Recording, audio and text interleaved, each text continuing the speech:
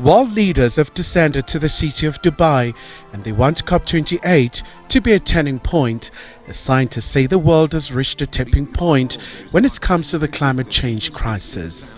A key task for the gathering will be the global stocktake, an assessment of countries' progress in meeting the Paris Agreement goal. South African President Cyril Ramaphosa is leading the country's delegation.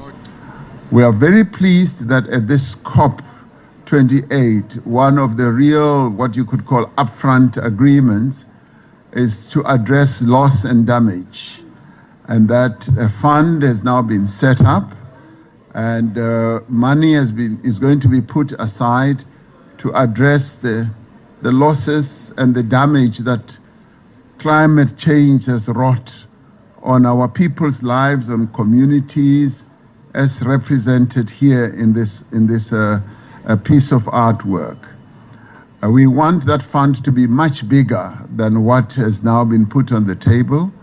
$350 million is far too little to address the challenges that climate change has imposed on our communities and areas in KZN, in the Eastern Cape, in Northwest, even in Gauteng. United Nations Secretary General Antonio Guterres says it's time to act now in combating the climate change. Climate justice is long overdue.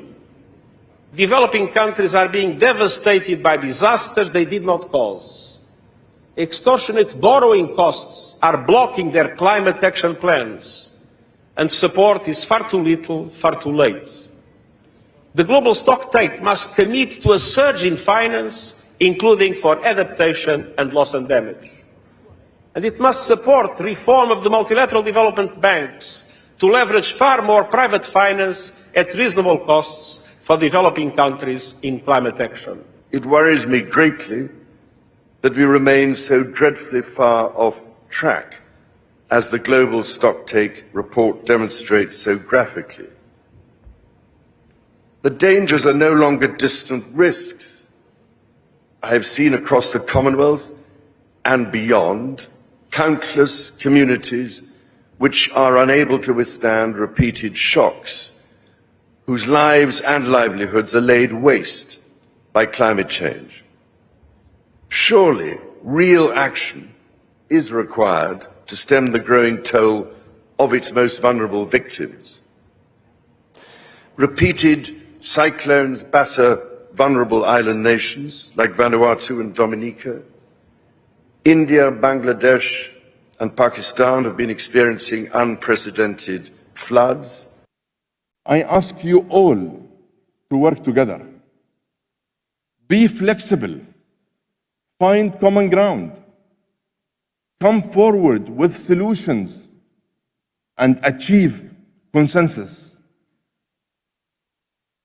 And never lose sight of our North Star of 1.5. After a year of record temperatures, the pressure is on for this year's summit to accelerate action to limit climate change. Countries, however, are divided over the future of fossil fuel, the banning of which is the main cause of climate change. We need concrete actions. How many world leaders, in fact, are committed to save the planet? Only last year, the world had spent more than $2 trillion in weapons, amounts that could be invested to fight hunger and to confront the climate change issue. The delegates also struck an early victory by adopting a previously negotiated deal to set up a new UN fund to help developing countries cope with costly climate change. Kylie Kumalo, SABC News, Johannesburg.